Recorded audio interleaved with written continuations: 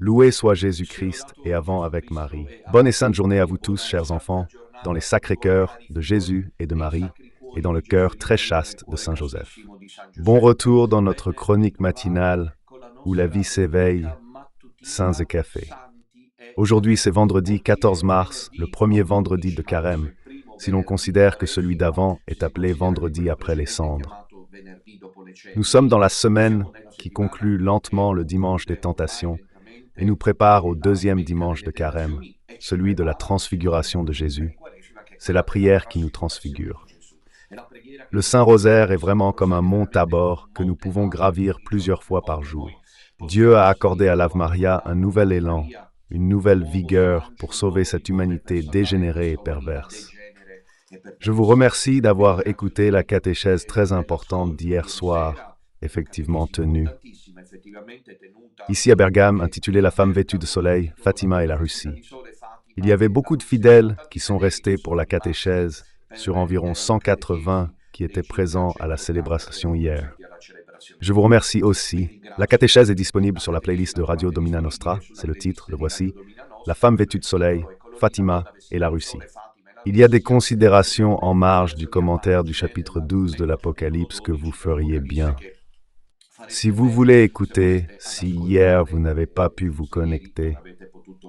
Aujourd'hui c'est vendredi, le premier vendredi de Carême, disions-nous évidemment, jour de prière, de jeûne et de pénitence. Je vous recommande l'abstinence de la viande, on ne mange ni viande ni ses dérivés, et c'est un moyen d'adorer le Seigneur et d'honorer sa passion rédemptrice. Et puis il y a le chemin de croix qui les vendredis, que ne sont pas de Carême, se fait personnellement. En ces vendredis de Carême, ce sont nos jeunes du séminaire du Saint-Curé d'Ars qui nous aident à 17h à vivre ce moment de grâce. Je voudrais leur exprimer notre gratitude pour le sérieux et la dignité avec lesquels ils ont déjà prié le chemin de croix vendredi dernier et le feront aussi aujourd'hui à 17h. Et puis étant vendredi, je vous rappelle en cette année, l'année 2025 dédiée au Saint-Rosaire et à la famille. Ce soir, il y a la prière avec les pionniers du rosaire et les familles. Je crois que l'un des plus beaux motifs, nous l'avons dit tant de fois, et nous le répétons encore parce que les autres ne le diront jamais, c'est que Radio Domina a des mérites incalculables, dont l'un est d'avoir diffusé la messe à Betus Ordo, qui autrement restait à l'apanage des classes, celles un peu plus bourgeoises. Dominutella, Radio Domina et les confrères avons apporté la messe. Traditionnelle, au milieu du peuple saint de Dieu. Voir des gens simples, même hier, humbles, du peuple, vivre la messe traditionnelle est une grande conquête. Mais une grande conquête est d'avoir à nouveau aidé tant de fidèles à prier. Voilà, c'est ainsi que vous voyez l'église, l'auditorium de San Biagio et de San Sisto, où hier nous nous sommes réunis pour prier. Et je disais, cet appel à la prière continue, c'est ce qui nous aide, car c'est vraiment le moment de prier. Alors hier, qui est le 13 du mois, nous avons prié pour la Russie. Il y avait une dame, une jeune grand-mère présente qui était russe. Elle est venue me remercier pour cette prière que nous avons faite. Je disais aussi que ce soir, nous nous réunissons pour cette prière qui, j'espère, vous impliquera tous. Alors, nous aurons la connexion avec les pionniers du rosaire et le Père Pavel. À Petite Nazareth. Et puis ce sera la connexion avec une famille des Marches. On voit que chaque semaine, une famille d'une des régions d'Italie ou du monde se connecte pour ce Saint-Rosaire. Ce soir, c'est au tour des Marches, ne manquez pas ce rendez-vous. Prions tous ensemble le Saint-Rosaire. Le rosaire nous permet le matin de nous immerger en Dieu. Le rosaire, pendant la journée, en le récitant, nous permet de rester recueillis en Dieu même au milieu de la tempête. Des initiatives, des situations à affronter, le rosaire est notre force. Je vous attends ce soir à 21h. Je voudrais aussi dire, en passant une chose très importante, merci à la chère Susanna, c'est vraiment un remerciement qui jaillit de mon cœur, car aucun des collaborateurs ce matin ne me l'a suggéré. Susanna fait un travail extrêmement précieux de traduction de mes textes de l'italien vers l'espagnol. Elle est professeure d'université.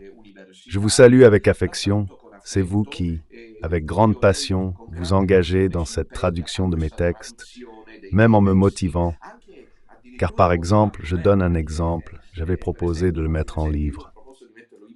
Au contraire, vous m'avez dit, Père, il est important d'avoir le format papier, car il peut mieux circuler. Parce que quand vous venez ici, vous voyez comment il y a des gens qui y croient. Cela me touche profondément.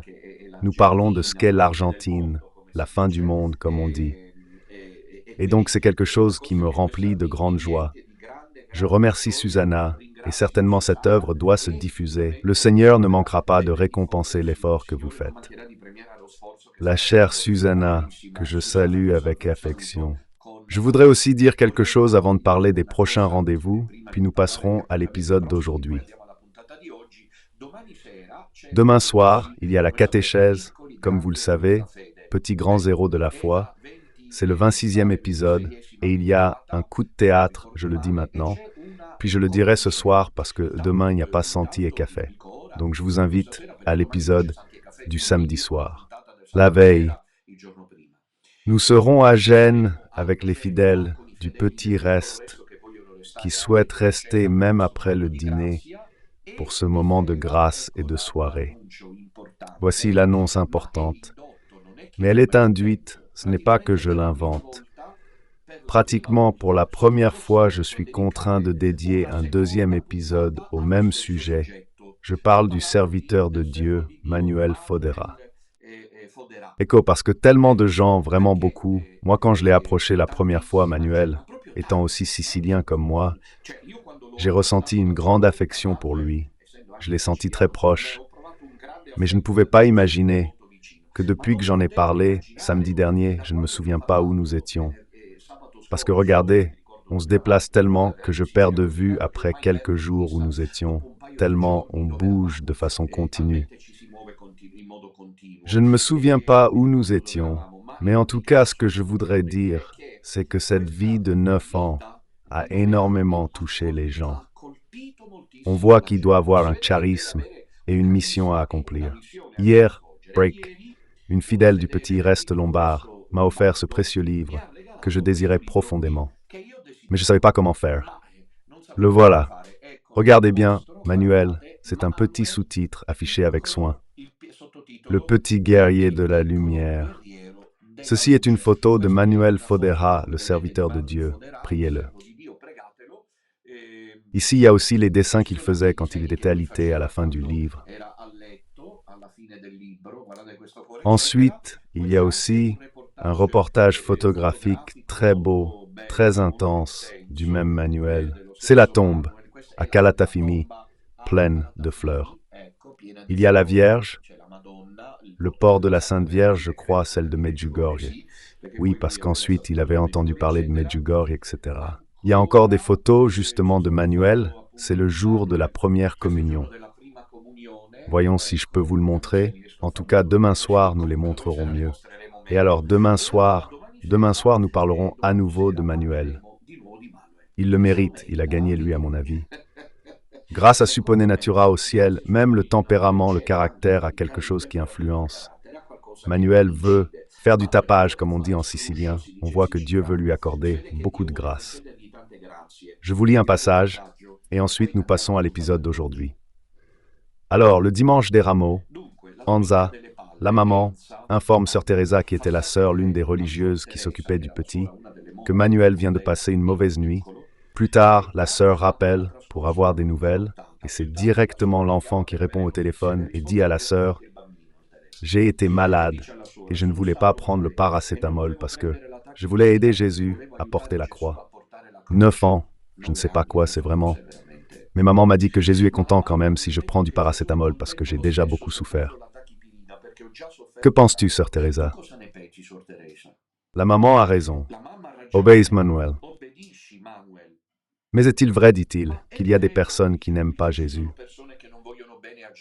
Et elle, la sœur, oui, Manuel. Manuel répond, mais c'est comme le crucifier à nouveau. En saluant sœur Teresa, elle renonce à prier pour elle. Mais je me suis arrêté pour écrire sur les souvenirs parce que j'ai pensé à une carmélite qui demande à un enfant qui souffre de prier. Alors j'ai décidé, ne demande rien. Quelques semaines plus tard, Manuel est au monastère. Pourquoi ici? Je reviens de l'hôpital. La maman lui annonce être venue dire qu'elle avait prié pour elle hier. Teresa reste sans voix. Ça va pas? Enza lui demande. Non, rien. J'avais pensé à téléphoner pour lui demander de prier pour moi. Manuel non seulement avait prié, mais il avait aussi écrit une petite lettre que la maman lui remet. Mon cher Jésus, je t'aime beaucoup. Les enfants, j'affie ces chères sœurs à ton précieux cœur. Protège-les, secours-les, soutiens-les chaque jour de leur vie. Ils m'aiment tellement et tu le sais bien. Ils prient toujours pour moi, et leurs prières montent au ciel, et tu me guéris. Chacune d'elles est un petit cœur précieux qui me rend heureux et me fait me sentir mieux. Je te recommande, chère Teresa, que je ne lui avais pas demandé de prier, et cet enfant prie pour elle particulièrement. Mets-la entre tes mains, etc. Ce livre est donc assez intéressant. Alors demain soir, il y a l'épisode intitulé Manuel, le guerrier de la lumière. Il y a plus. Demain soir à 21h. Je suis sur le point de partir, je me rends en Ligurie. Le temps ne promet rien de bon. En fait, il y a même une alerte météo pour orage, prévue sur Breaktime versant Ligure. De toute façon, allons-y. Et puis advienne que pourra, nous sommes désormais habitués à tout neige, pluie, froid, chaleur.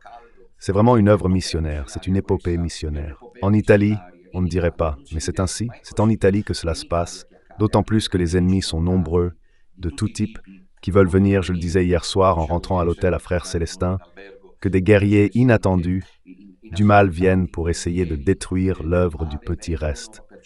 Donc il faut insister. Demain soir, nous sommes à Gênes. Demain après-midi, à 16h, courage fidèle du petit reste ligurien. Venez, ils sont toujours une centaine en général, ceux qui viennent de Ligurie. Voyons si à nouveau cette fois, en fait, une des dernières fois, c'était 120 à 130. À 16h, à l'hôtel Mercure San Biagio, il y aura la possibilité de se confesser, le rosaire, la consécration à la Vierge Marie et la Sainte Messe avec un moment d'adoration. Et dimanche également, après-demain, le deuxième dimanche de Carême, le dimanche de la transfiguration de Jésus, nous serons à Bologne. La salle est déjà complètement pleine, mais il y a encore une possibilité d'y être, avec une tolérance relative pour ceux qui viendraient. Peut-être qu'on s'organisera, mes chers enfants, ne vous laissez pas décourager. Au contraire, il est important que vous veniez. Voilà, il est important que vous veniez et mes collaborateurs m'informent qu'il y a déjà 212 réservations. Donc nous sommes dans l'ordre de 200 personnes. Il est encore possible de venir car il y a une possibilité pour une marge de 20 à 30 personnes. Ce sont les rendez-vous, mais je vous rappelle que le rendez-vous de mercredi prochain est le rendez-vous clou. Mercredi prochain, chers enfants, à commencer la neuvaine, nous sommes invités à la solennité de Saint-Joseph à Vérone Busolengo. Et voilà, le Mont-Ressort Hotel Tower sur la Via Mantegna, où nous étions pour le mercredi des cendres. Ce jour-là, nous étions plus de 400 personnes un jour de semaine. Et alors, c'est un jour de semaine aussi, mercredi prochain. Cependant, malgré cela, c'est la solennité de Saint-Joseph. À cette occasion-là, il y aura la bénédiction du pain que nous vous remettrons gratuitement. Hier, j'ai pu parler avec la boulangère, une vraie vénitienne, il me semble qu'elle est vénitienne, si je ne me trompe pas, ou peut-être que je me trompe. Et nous avons déjà dit qu'elle mettrait du fenouil. Elle a fait venir du fenouil à mettre dans le pain, parce qu'ensuite, pour la Saint-Joseph dans le sud, on le fait avec du fenouil. Et alors, j'ai appris beaucoup de choses au nord sur la foi chrétienne, et eux apprennent certaines choses de nous du sud. C'est très beau cet échange commercial. Qui souhaite la distribution du pain gratuite, puis la version du pain, et la distribution du pain des Joseph, puis il y aura la version des papas. Voilà, félicitations à tous les papas qui viennent, mais félicitations en général à tous les papas, surtout ceux du petit reste, la version des travailleurs et la remise du scapulaire, l'imposition du scapulaire du cœur très chaste des Saint-Joseph.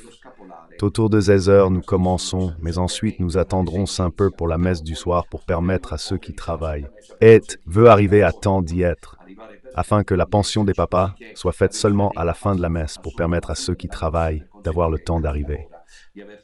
L'entrée est gratuite. Il n'est pas nécessaire de réserver à l'hôtel Montresort mercredi prochain. C'est le jour de fête. C'est la dernière occasion où Frère Celestino et moi sommes au nord, et nous aimerions vous souhaiter de joyeuses Pâques, moi plus que Frère Celestino. Cependant, nous vous attendons. Ne manquez pas ce rendez-vous. Merci pour l'appel que vous avez accepté concernant le rosaire perpétuel. La secrétaire de ce projet, Simona, m'a dit, on m'a fait savoir que les réponses sont arrivées. Heureusement, c'est un bon signe. D'autre part, nous devons prier et prier, le Saint-Rosaire perpétuel est fondamental, de telle sorte que nous sachions que dans le petit reste, il y a un rosaire continu, même la nuit. Cela me réconforte énormément. L'appel que je voudrais lancer est que, si possible, envoyez seulement le message, sans essayer de téléphoner, car la pauvre Simona se trouve en difficulté. Bien, maintenant passons à l'épisode d'aujourd'hui qui est absolument intéressant. Pour moi, aujourd'hui est aussi un jour particulier parce que je suis palermitain, et c'est bien connu, on le disait les premières fois. Puis cette chose est un peu tombée, le prêtre palermitain, comme si dire palermitain signifiait presque dire une disqualification.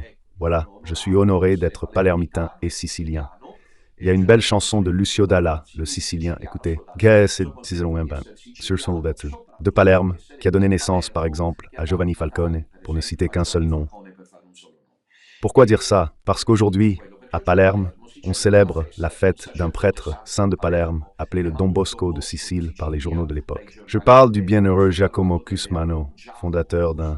Le voilà, c'est la photo, mort jeune, autour de 54-55 ans, comme Saint Gaspard del Bufalo, avec lequel il a beaucoup de similitudes. Un homme tout à Dieu, un thaumaturge. Il disait des miracles au milieu du peuple palermitain. Nous sommes dans la seconde moitié du XIXe siècle, et il s'est consacré aux plus pauvres parmi le pauvre.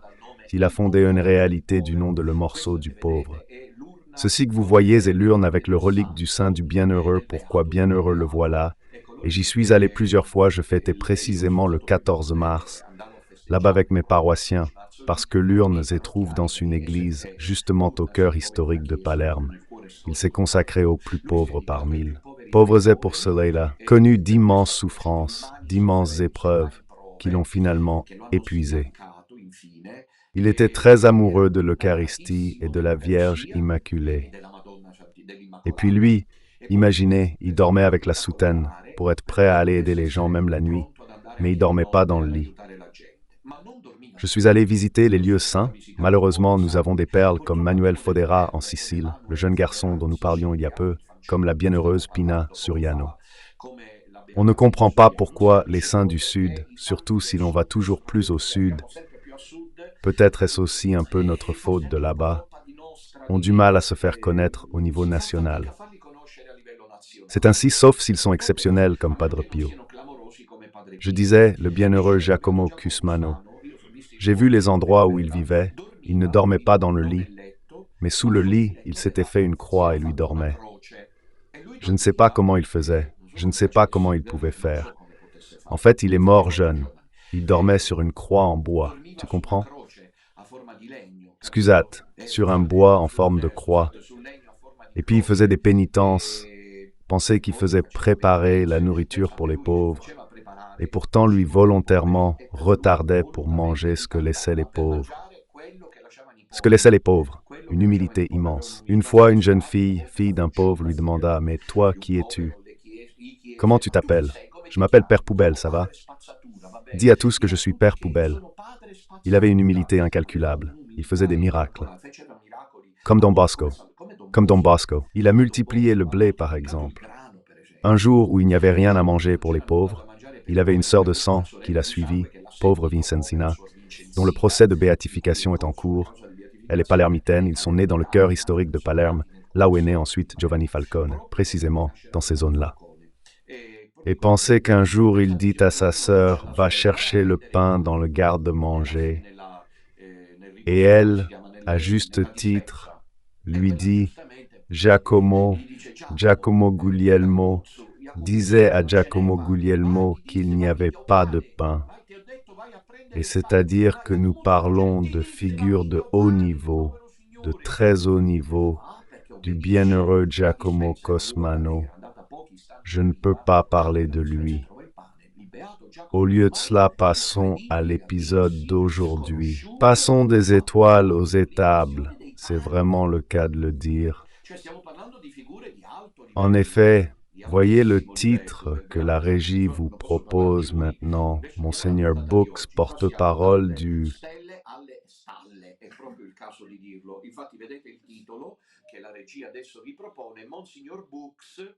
Sommeil post-Bergoglio. Eh bien alors, hier après-midi, lors de la célébration extraordinaire faite à Bergame, vraiment un moment de grâce, de foi intense, je vous remercie, vous me donnez une accessibilité. C'est vous, en définitive, du petit reste qui me permettez d'aller de l'avant. Combien de fois j'ai été caressé par l'idée obsédante de me retirer, quand la tentation persistait dans mon esprit et me faisait vaciller. De me retirer pour le plaisir de voir comment ça se termine face à tous ces misérables détracteurs de Don Minutella pour profiter de chez moi du spectacle. Indécent ce qui se passe sous les yeux de tous, mais ensuite les gens m'arrêtent, c'est ceux que je paye, comme si c'était une disgrâce, personne âme malheureuse, disent que moi quand ils s'appellent pour dire vous êtes le grand prélat, vous devez livrer la Russie, vous êtes notre guide, je les paye, combien de gens. Quand je salue, vous savez, ceux qui m'aiment bien, que je ne sache pas mentir à ce sujet, me disent Père merci, presque comme s'ils savaient que jusqu'à hier. Merci, ne vous rendez, continuez, ne vous arrêtez pas, vous êtes le birth, notre guide, vous nous apportez de l'aide.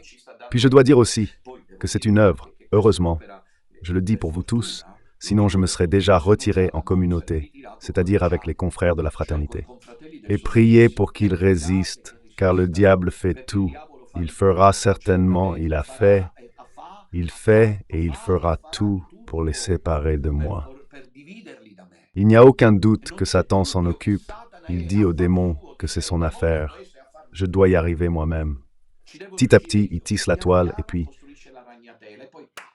Donc, je lance publiquement un appel aux confrères du Sonalisio. Revenez quotidiennement pour me renouveler votre confiance et collaboration. Hier, par exemple, je me suis beaucoup réconforté lorsque les gens m'ont demandé de remercier Don Enrico Bernasconi pour la catéchèse sur la famille. Je lui ai déjà envoyé un message vocal à Don Enrico ce matin parce que je voulais lui dire, mais maintenant je le fais publiquement. Don Enrico a fait la catéchèse mercredi dernier sur la famille, vraiment les gens hier à Bergame. Il m'a demandé de le remercier. Père, remerciez Don Enrico, faites parvenir à Don Enrico un remerciement. Encouragez-le à ne plus abandonner ce cycle de catéchèse sur la famille. Il a dit que beaucoup de gens, parce que cela nous donne de la force et nous encourage. Donc merci à Don Enrico pour ce cycle de catéchèse. Mais pendant qu'il y a toute cette situation comme ça, voilà que maintenant nous voyons comment ça va. En attendant, pour ceux qui ne le sauraient pas, l'échiquier géopolitique se déplace exactement comme si l'on jouait au Monopoly. Chaque jour, une nouveauté. Par exemple, une nouvelle sensationnelle. Poutine rejette la proposition de 30 jours de trêve dans la guerre russo-ukrainienne avancée par Trump. Et Breaktham, il explique le motif. J'ai écouté il y a peu. Poutine dit qu'il y a 9000 km comme front de guerre. 9000 km, ce n'est pas une blague. 9000 km de frontières de guerre. Pour la grande majorité de cette ligne de guerre, les troupes russes, il est allé là-bas, à Koursk, pour voir en personne Poutine. Les troupes russes sont en train de gagner. Et il a dit quelque chose qui m'a bouleversé. Il a dit, nous lançons un appel aux troupes ukrainiennes en ces jours, qui n'ont que deux possibilités, soit mourir, soit se rendre. Les chercheurs en géopolitique occidentale confirment qu'il ne s'agit pas de propagande, mais qu'il est vraiment vrai que sur le champ de bataille, la Russie, qui n'a pourtant pas investi le maximum de ses ressources, c'est important de le dire, est en train de gagner. En ce moment même, la Russie a la victoire en main. Donc il est évident que Poutine, chef suprême des forces armées russes, dise un moment « je veux des garanties ».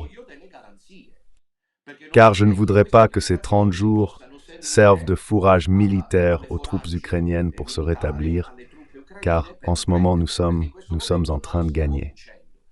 La situation, comme vous pouvez le constater, est vraiment complexe, car Trump semble se montrer un peu contrarié par ce fameux niet de Poutine, si bien qu'il semble que la dialectique russo-américaine refasse surface, et l'on reste perplexe quant à sa signification. Rien du tout, nous devons intensifier la prière du rosaire, mais pendant qu'il y a tout cela, il y a Bergoglio. Maintenant, En laissant de côté la version fantastique de l'irréconnaissable Sionzi, je l'avais dit, personne m'a cru, je ne suis jamais cru. Mais ensuite, les choses se réalisent.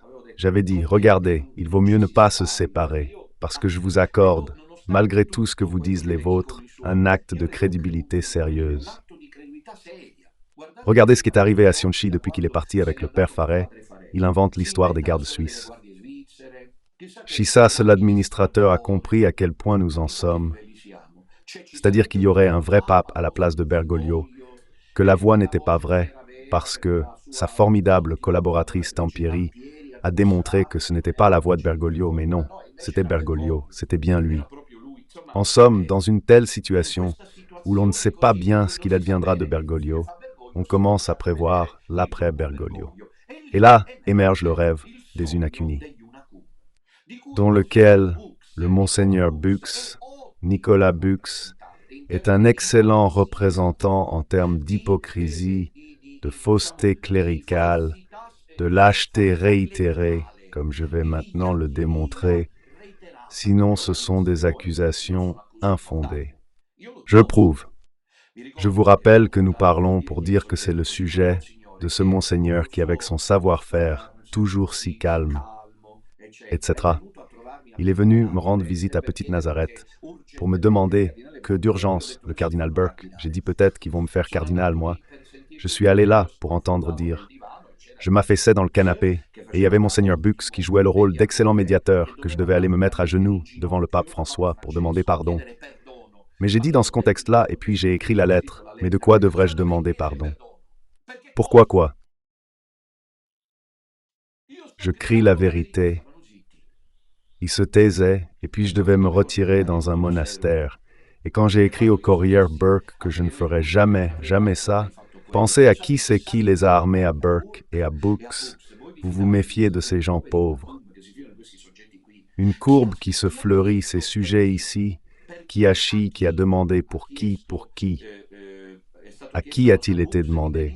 Il n'est pas un Books de venir à Petite Nazareth et organiser une nuit, une rencontre avec le cadenas du Burke qui a tout mis de côté pour m'encontrer dans un endroit, disons, comment dire, réservé.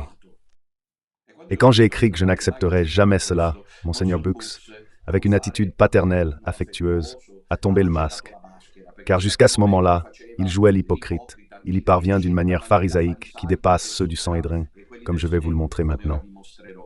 Parce qu'il est capable, il hausse la voix, puis parle mal du pape François, tu comprends? Maintenant que ce pauvre homme est en train de mourir, qu'il n'en peut plus, tu comprends? Il en parle mal maintenant. Il en parle mal, il en parle mal. Il dit que c'est un homme de contradiction. Quand pendant des années, où était Bux? Où était Bux ces années? Ne s'en est-il pas aperçu? Maintenant, il parle ouvertement. Pourquoi? Parce que ce pauvre homme est en train de mourir. Il n'en peut plus. Vraiment, il n'en peut plus. Vraiment, il n'en peut plus.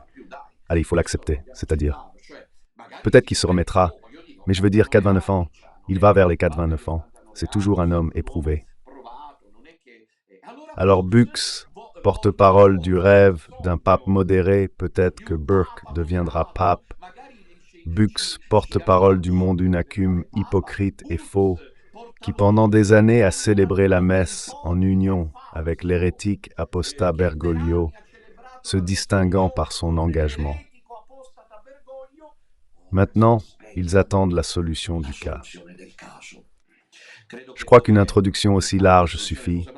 Diffusons la vidéo et nous commenterons petit à petit. Écoutez avec beaucoup d'attention. Amis de Vision TV, bienvenue à notre nouveau rendez-vous. J'ai le plaisir de vous présenter aujourd'hui, en liaison, monseigneur Nicolas Bux. Merci d'être venu. Oui, je vous les invite. Monsieur, je vous demande d'abord si vous avez des informations précises sur l'état de santé du pontife qui est hospitalisé depuis longtemps aux Gemelli. Les nouvelles se chevauchent, pas toujours cohérentes entre elles.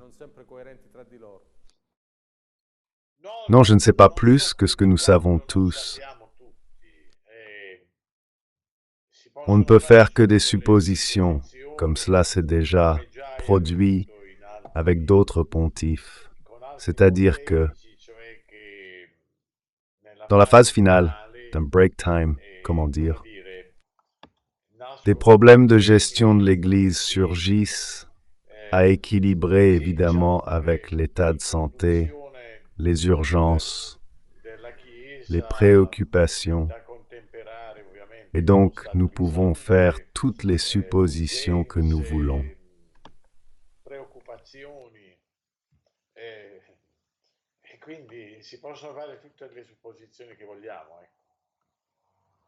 Il y a ceux qui redoutent les possibles démissions, même de François, dans le cas où il devrait être bientôt renvoyé. Maintenant, cette affaire de démission d'un moment exceptionnel devrait presque devenir une pratique qui vient rompre une tradition millénaire. Si, on parle aussi de démission. Pensons à une hypothèse. Si le pape en effet a perdu toute lucidité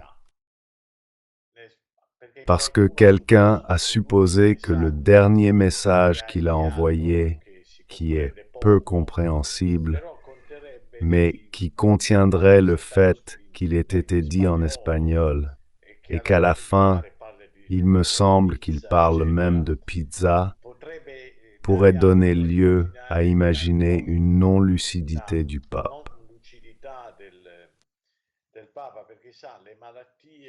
Les poumons, il suffit qu'ils limitent le flux d'oxygène au cerveau, et cela nuit clairement aussi à la capacité argumentative. Pas d'hypothèse lunaire.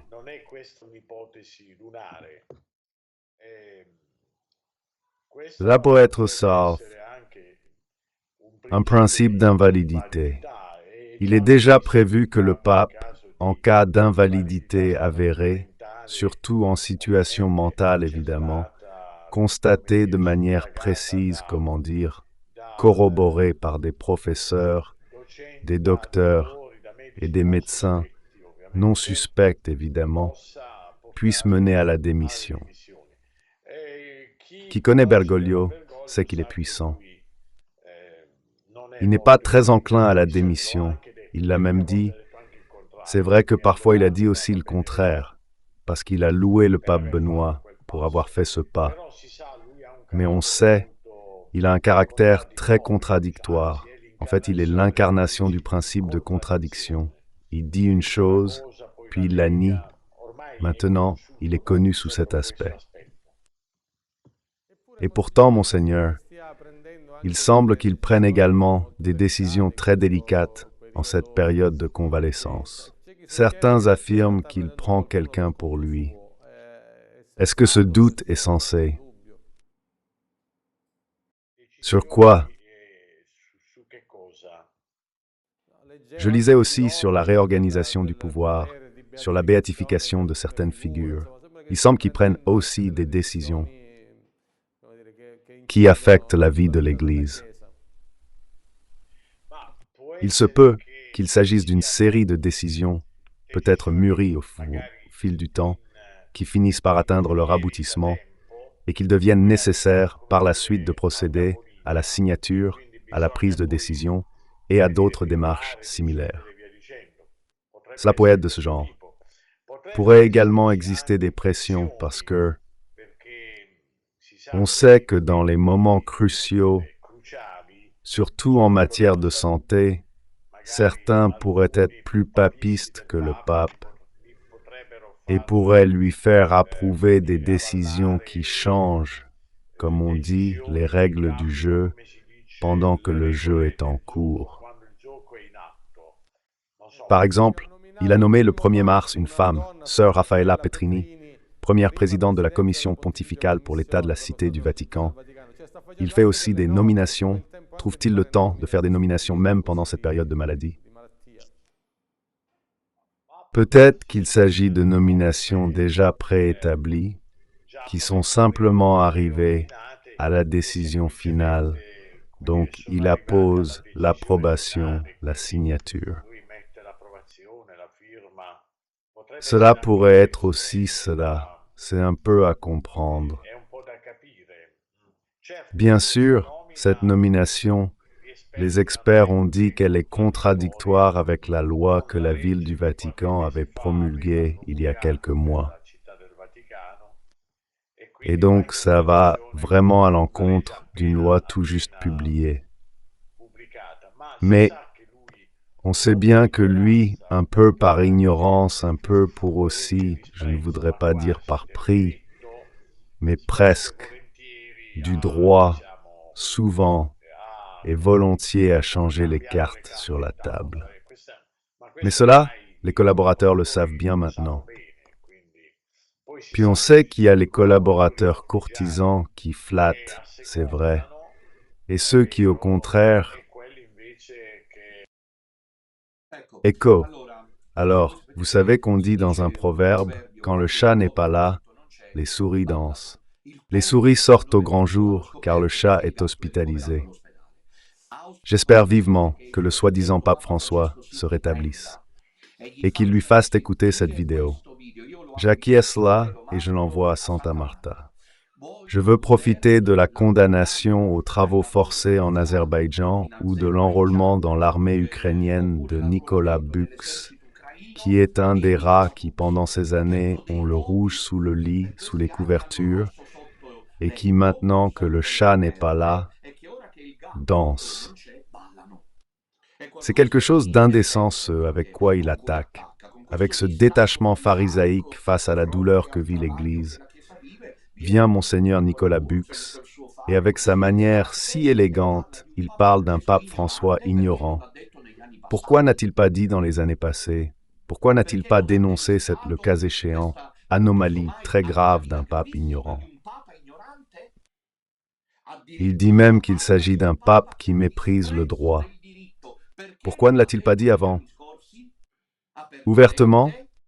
Pourquoi maintenant?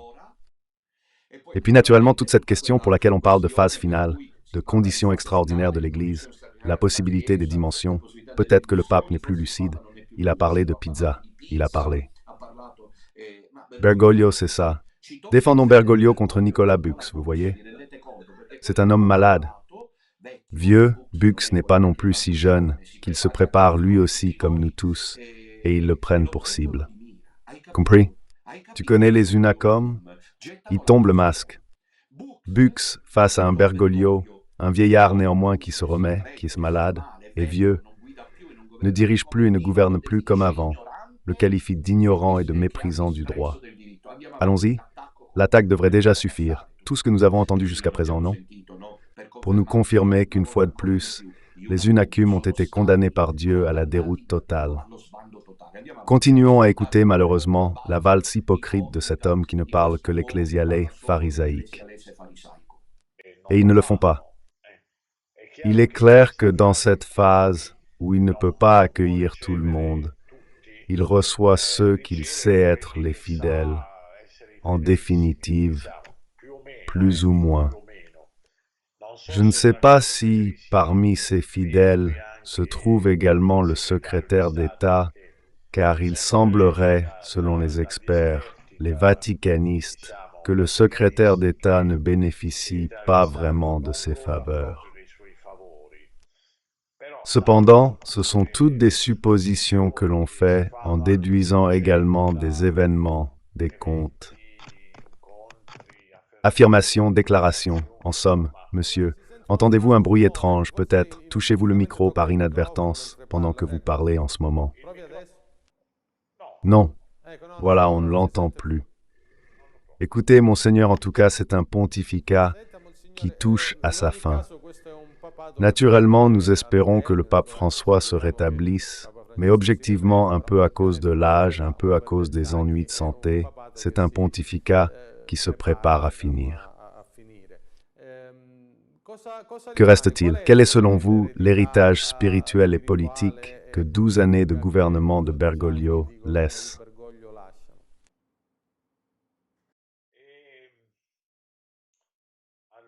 D'abord, je crois que c'est un héritage vraiment extrêmement très problématique.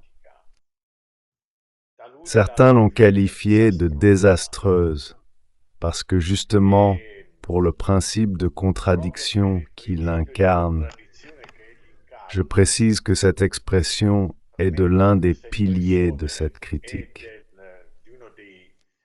doyen des vaticanistes, Sandro Magister, qu'il a inventé dans un article où il a photographié Bergoglio il y a 3 4 ans, dans un article qu'il a écrit, ou si l'on veut se référer à un autre article écrit l'année suivante, il me semble en 2020, par Galli della Loggia dans le Corriere, où il disait que Bergoglio n'est pas un politicien, c'est un idéologue, c'est-à-dire qu'il est mu par une idéologie. Si l'on devait vraiment tenir compte de ces magnifiques photographies, sans aucun doute, l'héritage destiné à quiconque viendra après se révélera être particulièrement problématique. Naturellement, il faudra voir comment le collège des cardinaux, qui au moins selon les règles actuelles, pour pouvoir élire son successeur, doit rassembler entre 91 et 94 voix, ce qui n'est naturellement pas facile, aussi parce qu'il ne faut pas penser que tous les cardinaux que Bergoglio a créés soient sa copie conforme. Ce n'est pas le cas.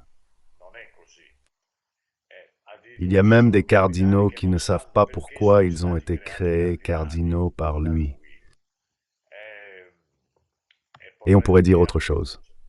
Donc disons que les conclaves ont toujours été des surprises, et disons que la confusion qui s'est créée avec ce pontificat, tant au niveau doctrinal que disciplinaire, comment dire, nécessite d'être approfondie pour mieux refléter l'inattendu caractère de ces événements. Chose et ce besoin de clarification est souhaité tant au centre qu'à droite et à gauche. Il y a un collège sacré. Ce n'est pas une demande exclusive, disons, des soi-disant conservateurs. Donc il faut s'attendre à des surprises, ou du moins à une explosion de, comment dire, de préoccupations qui en partie ont déjà été exprimées à l'extérieur.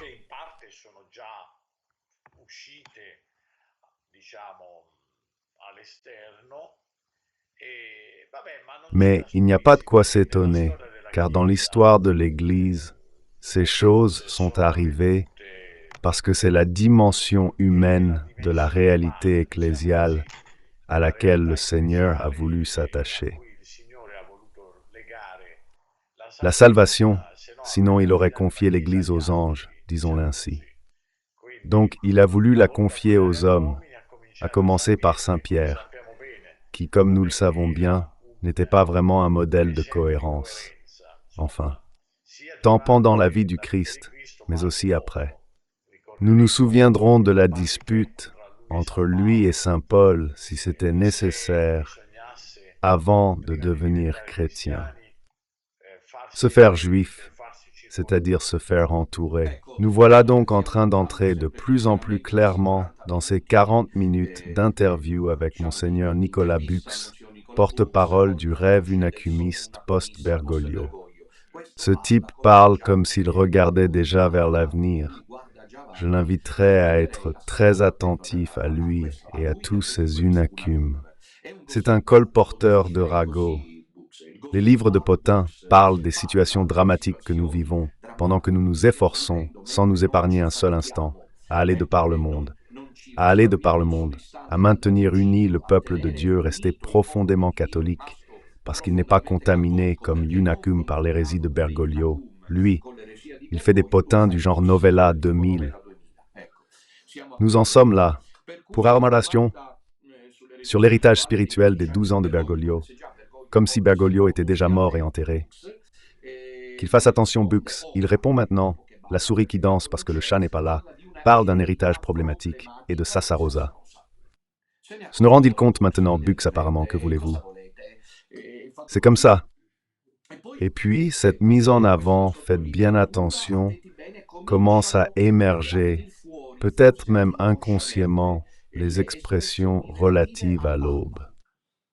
Ces gens attendent l'aube. Ils ne savent pas ce qui arrive. Parce que déjà, à mi-chemin du parcours, Bux a la question sur le prochain conclave, qui est vrai qu'il devrait prévoir 91 à 94 votes, ce que même Franceschino laissait entendre tout à l'heure pendant que Bux le disait, assez problématique. Mais il parle de surprise. Lui déjà, Bux parle de surprise. Plus loin, vous verrez ce qu'il dit. Il parle déjà de surprise. Et pourtant, ensuite, il dit que l'Église, puisque la situation est celle de l'Église catholique, celle qu'ils appellent Église catholique, comme le veut le Père Farret qui a maintenant son entourage, parce que c'est l'Église catholique, mais c'est un visage trop humain. Pouvez-vous me dire ce qui est différent entre ce que dit Bux et ce qu'a dit le cardinal Sarah, l'Église au visage handicapé, pour sauver les chèvres et les choux? Allons-y, soyez attentifs, le meilleur arrive. Donc, il est clair que le jeu des tempéraments, les qualités de caractère entrent toujours en jeu dans ces cas, mais il faut évidemment avoir confiance dans le fait que l'Église, depuis 2000 ans, selon les promesses du Christ, ne faillit pas, car elle est fondée sur lui.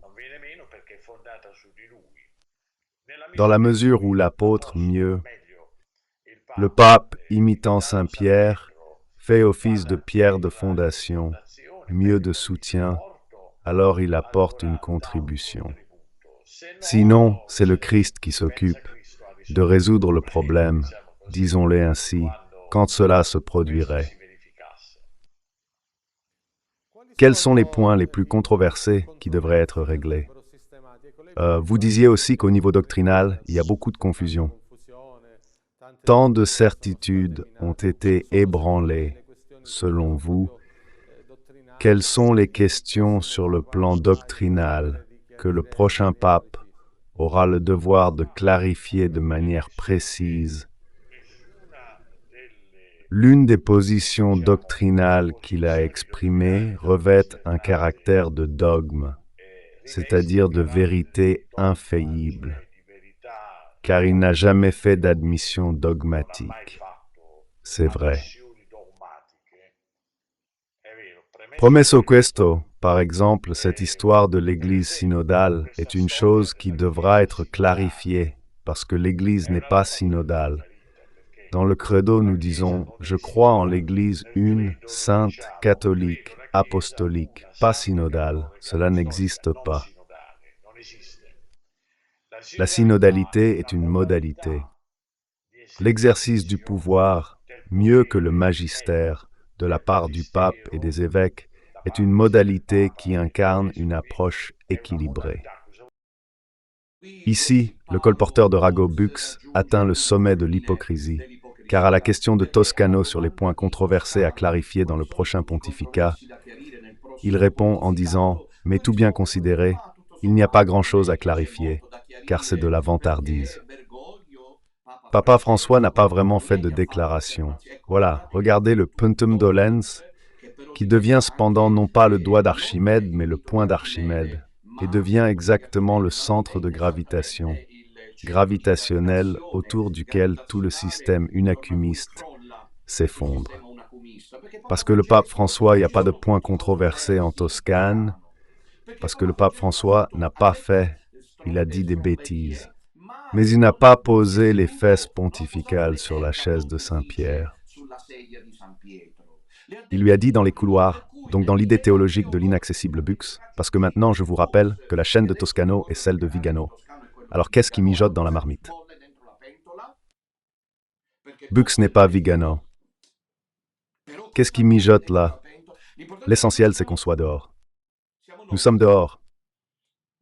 OK?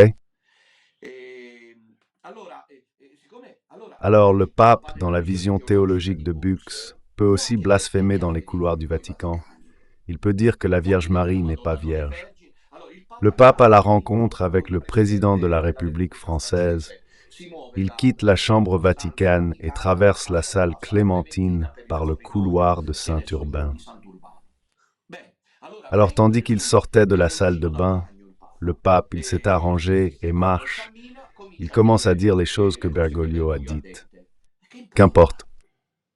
Tant non est ex cathedra, c'est, comme vous pouvez le comprendre, le point de faiblesse de certains dont ils croient au contraire tirer leur force, car ils estiment que le prochain pape concernant Amoris Laetitia, la confiance, la supplication d'Abu Dhabi et toutes les choses que nous savons, le prochain pape, vous l'entendrez, résoudra les choses, parce que ce n'est pas un magistère infaillible, et ce n'est pas vrai, ce n'est pas vrai. Parce que le catéchisme de l'Église catholique et le document sur le Munus Petrinum dans la vie de l'Église, signé par Benoît XVI, ils affirment qu'il y a effectivement une assistance permanente de l'Esprit Saint. Tant et si bien que dans l'histoire, il y a eu des papes comme Honorius et aussi Jean XXII qui se sont trompés sur certains points, mais se sont essentiellement ravisés ou se sont arrêtés là. Bergoglio sans bride. Parce qu'il n'est pas le pape, et parce qu'il n'est pas vrai qu'il n'y a pas de magistère qui s'est solidifié.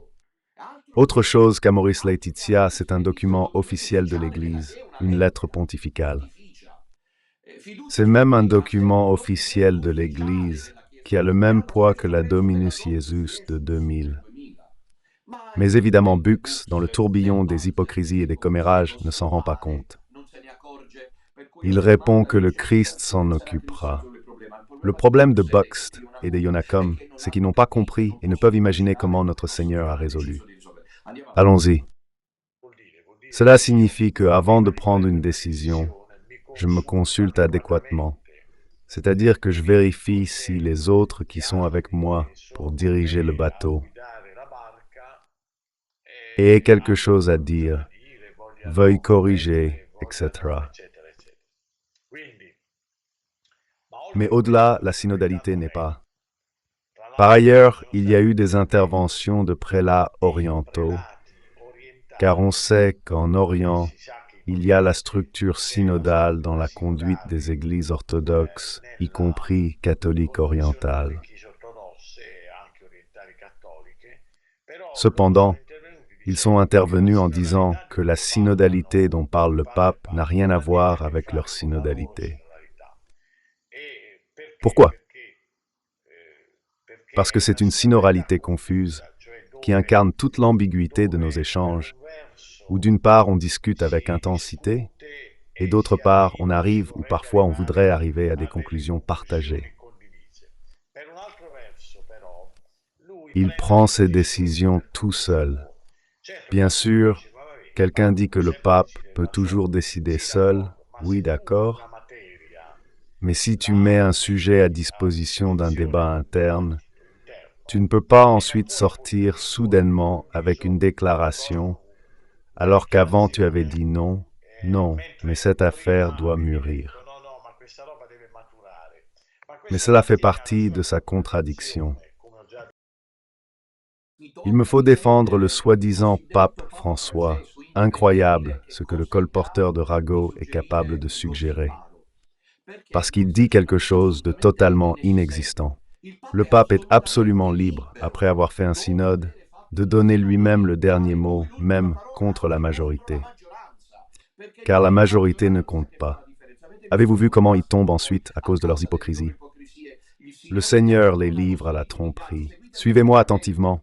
Il y a l'exemple retentissant de l'Humane Vitae de Paul VI, qui a réuni les cardinaux, les évêques, a fait une consultation où presque toute la majorité des évêques proposait l'utilisation du préservatif. Et le pape a dit non. La dernière parole revient au pape. Je dois défendre rien de moins que le faux pape François, et quel est le absolument libre pour le pape de décider lui-même, car il est le chef suprême de l'Église. Et il n'est pas dit que même s'il y a des organes consultatifs, ils doivent les suivre, parce qu'ils pensent de cette manière. C'est le pape qui dit le dernier mot. Saint Pietix, Docet. Pensez à quel niveau nous sommes avec Monseigneur Bux. S'il le mérite aussi pour avoir traité comme il a traité moi-même, je n'ai aucun doute là-dessus. Allons-y, amusez-moi avec les potins, a dit au début, et le cas plus évident a été celui de la déclaration sur la bénédiction des couples dits irréguliers, qu'ils soient évidemment hétérosexuels ou homosexuels, qui, comme on le sait, a déclenché un tollé parmi la moitié de l'épiscopat mondial qui ne l'a pas partagé et l'a dit ouvertement. Et donc, c'est une autre question qui devra être abordée. Monsieur, même les questions les plus politiques ont dominé pendant le pontificat de Bergoglio, y compris sa position fluctuante par rapport au rôle des grandes puissances.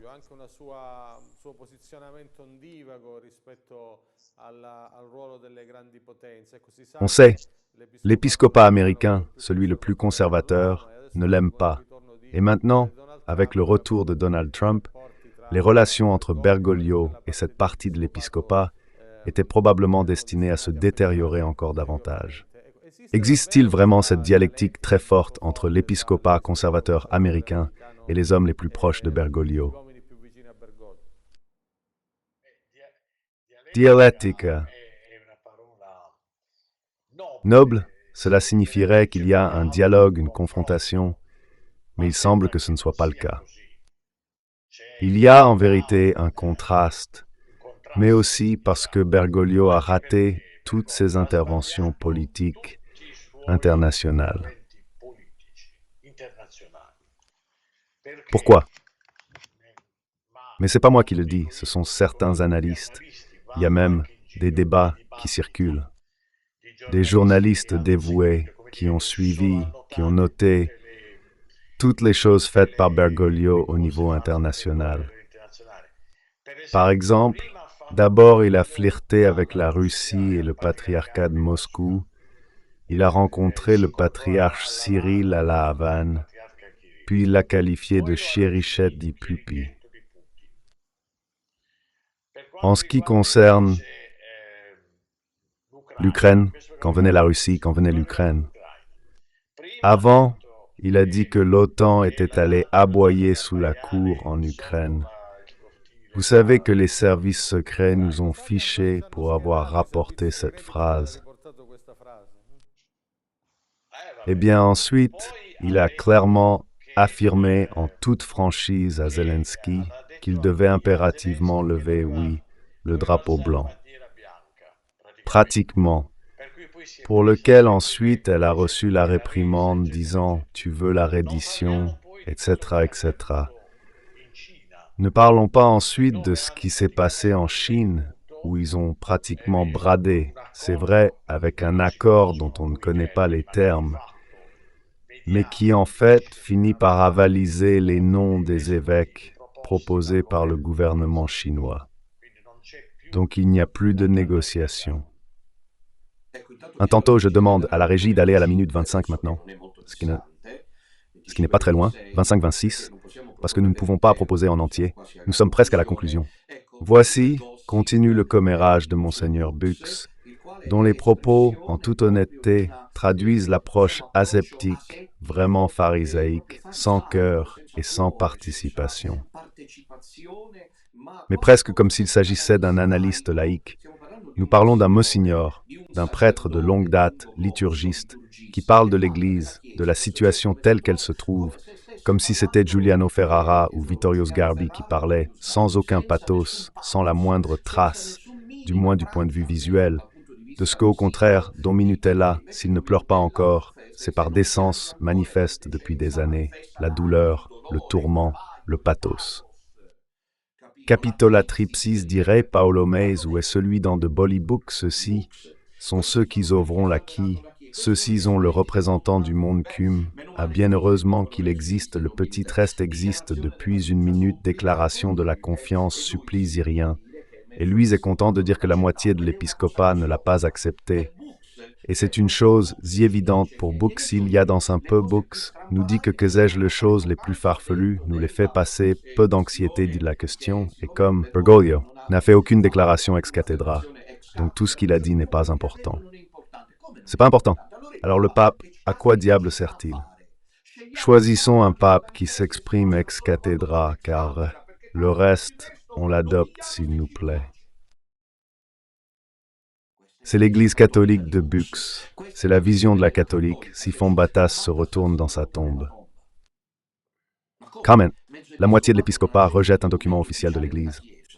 Si nous avions été à une autre époque où le temps semblait différent, feu aux poudres, pourquoi ne peut-on pas penser que la moitié de l'épiscopat C'est tout simplement de l'insubordination. Ceci est une mutinerie. Le pape parle et les fidèles répondent, à commencer par les évêques. Et pour Bux, en revanche, puisque la confiance implore, voire prévoit l'inversion des couples irréguliers, et donc au lieu de cela, Piscolui lui parle ainsi, comme si Giuliano Ferrara ou Vittorio Sgarbi parlaient de l'Église, un homme d'Église qui parle de l'Église ainsi, avec ce détachement qui me fait peur. Si l'Église est confiée à des hommes comme cela, heureusement que nous sommes là. Mais passons maintenant à la phase agitée, car malheureusement on ne peut pas tout écouter, heureusement. Après, je vous en prie, c'est un bon café pour tout le monde, parce que si c'est l'avenir, mes chers enfants, même juste à cause de l'âge, quand même, heureusement que tout ne se débrouille pas encore assez aujourd'hui. Écoutons maintenant plutôt la question de l'après-Bergoglio, du conclave. Voyons si nous parvenons à la saisir. Sentez, monseigneur, tout à l'heure vous disiez qu'il est possible que le prochain conclave élise un pontife qui ne soit pas du tout en continuité avec Bergoglio, parce qu'en fin de compte, il ne contrôle pas, il ne détermine pas son successeur. Il a même nommé des cardinaux qui pensent de manière diamétralement opposée. Avez-vous déjà une idée du type de figure que ça pourrait être? Prendra les rênes après l'expérience de Bergoglio. Il faut espérer, comme il est juste de le faire, et comme je pense que la plupart des cardinaux devraient le faire, étant donné que le conclave se tient dans la chapelle Sistine devant le jugement dernier, comme pour dire, regardez qu'au moment opportun, si vous commettez des fautes, vous devrez rendre des comptes à celui-là qui est là. Représenté au centre avec la main en l'air. Alors il faut espérer que les cardinaux, comme il est juste, réfléchissent attentivement, qu'ils se mettent la soi-disant main sur la conscience. Et après avoir débattu les jours précédents sur l'état de l'Église, justement comme je le disais avant, un état de confusion à certains égards, même explosif, et pour ainsi dire qu'ils décident en science et conscience. Voilà, c'est le souhait. Si ensuite on veut faire un souhait, disons hypothétique, puis il faut un pape doux avant tout, c'est-à-dire pas un pape, un dictateur, un pape, qui est la caractéristique de la douceur. Voilà comment était le pape Benoît, ou comment était Caro Quatigua, ou comment était Pie XII, qui étaient des papes qui avaient la douceur comme caractéristique fondamentale. Puis ils avaient aussi, évidemment, la clarté doctrinale, ils avaient aussi la fermeté disciplinaire. Il faut donc de la douceur et de la fermeté, comme n'importe qui, comme un père de famille, qui doit être un père véritablement capable d'aimer, de prendre en considération les gens, d'accueillir les enfants avec une douceur incomparable. C'est vrai, il doit également partager sa vie avec sa femme, mais aussi faire preuve de fermeté, afin de réitérer et d'affirmer fermement les principes fondamentaux. Le père, comme le pape, devrait représenter la règle, la norme, et non l'exception.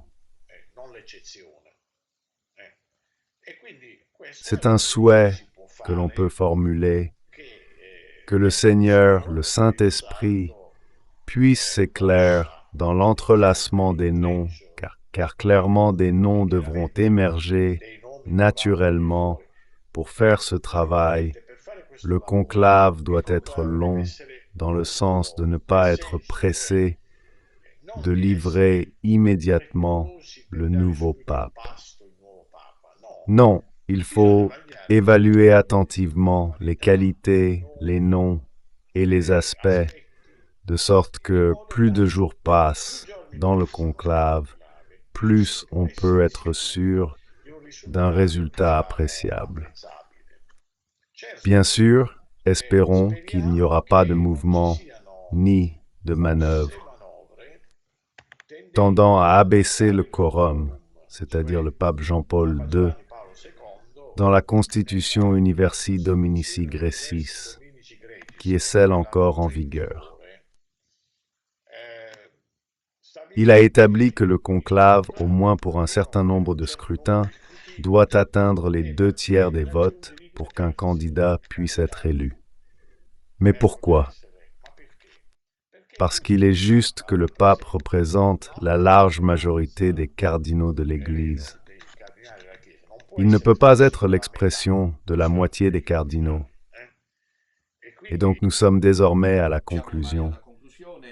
Il en ressort essentiellement, comme vous le voyez aussi sur les images, un représentant d'une église ombragée, sombre. Également ce gros plan sur le fond de Bux, qui ne se soucie pas du tout de l'aspect de l'image. Vous voyez la zone dans la pénombre, ce visage presque replié sur lui-même, baissé, est l'image d'une église délabrée. Dieu écrit soigneusement son histoire avec les hommes, même ainsi. Peut-être que la régie peut proposer une image. Voilà, voyez, ça ressemble à un crâne qui émerge des catacombes. Dites-moi si je me trompe. Regardez bien. On dirait que nous sommes entrés non pas dans le bureau d'un monsignor, mais on dirait plutôt que celui-là sort d'une catacombe médiévale ou de la Renaissance. Regardez la zone ombragée, sombre, noire. Echo, sans le vouloir, monseigneur Bux, que nous remercions, nous livre la véritable quintessence, dirait von Balthazar, de cette église, une cume sombre, obscure, sans aucune lueur de Saint-Esprit. À la question sur le successeur, quelle idée se fait Bux? Eh bien, l'idée n'est pas la sienne, c'est celle de tout ce monde transversal. C'est une cumista. En quelque sorte, bien qu'il quitte la chanson, il reste canoniste. Auprès de Bux, il aurait pu être un père Faré. Ce qui les distingue, c'est que pour Bux, le désastreux et dictateur Bergoglio est pape, pour l'autre non. Mais l'Église est celle-là, et l'Église est celle-là, avec ce fond si sombre, démodé, vieux, languissant, sans aucun élan. Bux prévoit l'élection et le silence du pape doux. Porte-voix du rêve post-Bergoglio, l'élection d'un pape doux, non dictateur, et donc l'espoir qu'il n'y ait pas de manœuvre à l'intérieur du conclave qui doit être long, dit Bux, pour que les cardinaux puissent se connaître. Il avait d'abord dit Boitai Bux. Espérons que c'est vrai. Je n'ai jamais dit que l'Église entre les mains du Christ pense à cela, le Christ réserve le problème. Voilà, je voudrais conclure aujourd'hui, il n'y a pas de place pour les appels téléphoniques. Peut-être que nous en prenons un seul à titre d'exemple, mais je voudrais conclure ainsi, je ne vous montre pas la conclusion, cela me suffit. Si je proposerais et je voudrais vous dire quelques conclusions, je ne l'ai jamais dit, Bergoglio, remets-toi, mets-toi vite, s'il te plaît, te reprends la situation en Maine. Nous te soutenons, parce que cette racaille de l'Église mérite que tu la condamnes. Non, on t'a clairement dit que tu peux nous faire confiance, on est loyaux. Nous sommes loyaux dans le jeu, nous sommes entrés en jeu. Regarde qui tu as retrouvé autour de toi, des figures comme Bux qui comptent les minutes. Reprends-toi vite, car il est utile de voir quelle fin font ceux qui, parce que le chat dort, dansent comme des souris. Ce sont les rats, une cume, qui rongent le tissu ecclésial, qui transforment le drame de l'affrontement final, que le catéchisme de l'Église catholique appelle l'épreuve finale, en une sorte de ragot. C'était la première conclusion. Pour la seconde, rien ne se passera comme prévu. Ce n'est qu'une mise en scène. Il y aura une alliance transversale. Le père Faré ne causera aucun problème demain à se retrouver avec Monsieur Bux. Voilà pourquoi nous sommes diabolisés, traités de la pire des manières, et il y a des gens qui sont partis. Pourquoi ces gens pensent-ils à une continuité qui n'existe pas? Qu'elle n'est pas l'Église catholique, c'est clair. Mais qui m'appelle sur mon portable en direct? Incroyable, mais incroyable. Regarde un peu qui m'appelle pendant que je fais la direct. Bon, je disais dans mon, c'est pas celui des appels, je disais c'est la conclusion. Et vous verrez ce qui arrivera, même monseigneur Bux, s'il vit là dans sa catacombe où il semble que la momie bavarde est scellée. Quel est le salut? S'attend à voir que justement parce que, comme il l'a dit lui aussi, c'est le Christ qui y pense. La solution ne sera pas selon les attentes humaines, car c'est le temps final. Du combat, c'est le combat entre la femme vêtue de soleil et le dragon infernal.